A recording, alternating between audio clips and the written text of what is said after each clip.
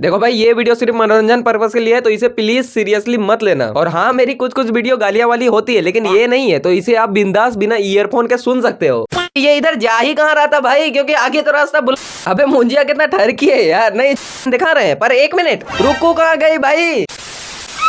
यो यो यो चरस गंजा मेरे को प्यारा चरस गंजा। गरबली, पर मैं तो नारी हूँ।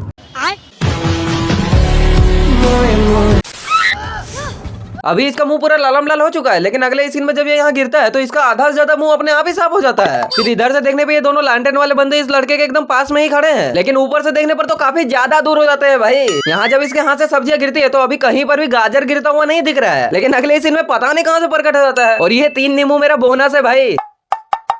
और अगर आपने नोटिस किया तो सब्जियां कुछ ज्यादा ही गिर रहा था, मतलब 4 आलू और 4 प्याज गिर रहा था। पर अगले सीन में तो 3 प्याज और 2 ही आलू गिरा हुआ होता है। और जब ये सब्जियां उठा रहा है तो इसका एक पैर बैग के पीछे होता है, लेकिन इस एंगल से देखने पर तो आगे आ जाता है। और इस सीन का सबसे बड़ा मिस्टेक ये है कि ये इधर जा ही कहाँ रहा था भाई, क्योंकि आगे तो रास्ता ब्लॉक है ना। तो ज्यादा नहीं, बस 20 लाख कर देना। नहीं मतलब सीरियसली, ये घोंचो इस टट्टी सा एनिमेशन का 20 लाख मांग रहा है। मतलब गजब का कॉन्फिडेंस लेके आते हैं भाई ये लोग तो धरती पे। फिर इस सीन में इसके हाथ में कुछ भी नहीं होता है, लेकिन अगले ही पल पता नहीं कहाँ से ये पीठ खुजाने वाला पर खट जाता है। पीठ खुजाने वाला क्या होता है भाई? नहीं, इसका नाम नहीं पता था इसलिए बक दिया।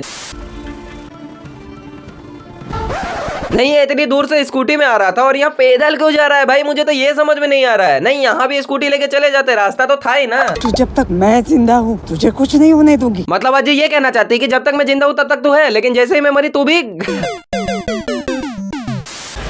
और लो भाई, 1 मिनट नहीं हुआ था अज्जी को ये डायलॉग मारते हुए, और अज्जी भी।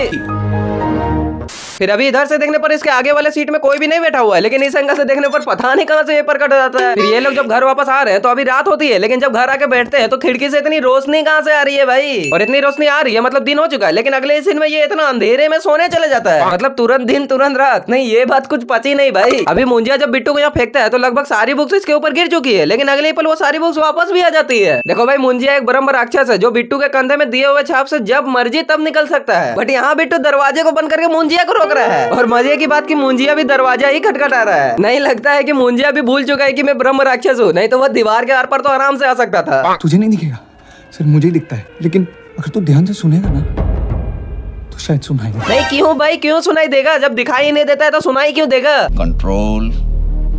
अबे मुंजिया कितना ठरकी है यार। नहीं, जब इसको पता चला कि मुन्नी बुढ़ी हो चुकी है, इसमें कुछ नहीं बचा है, तो अब ये बेला के पीछे पड़ जाता है। साले ठरकी।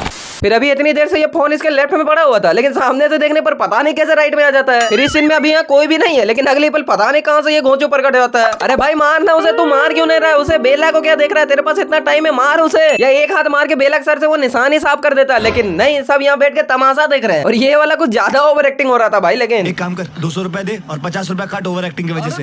और ये बेला को बिट्टू का खून मिला कहाँ से भाई, जो ये सर पे निशान बना के आ गई है? क्योंकि बिट्टू ने जब अपना खून निकाला था तो उसे कहीं भी स्टोर करके तो रखा ही नहीं था, तो इसे मिला कहाँ से भाई? अब क्या करें, अब क्या करना है? नहीं, जब ये कटप्पा को इन लोगों के साथ होना चाहिए था तब ये यहाँ पे टाइम पास कर रहा था। और अब जब सब कुछ खराब हो चुका है, सब बेड़ागर्द हो चुका है, तो अब ये बोल रहा है रुको मैं आता हूँ।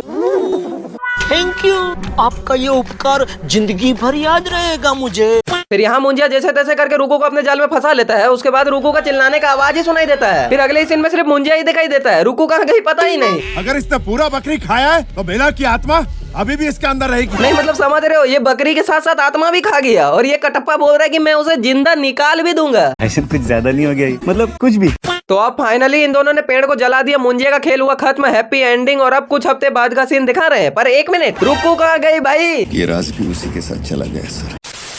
खैर बस यार, आज के इस वीडियो में इतना ही। अगर आपको वीडियो पसंद आई है तो कुछ होता है वो सब कर देना, बस बाय। और फाइनली भाई रुको को भी दिखाई दिया, नहीं तो मैं टेंशन में आ जाता कि रुको गई कहाँ।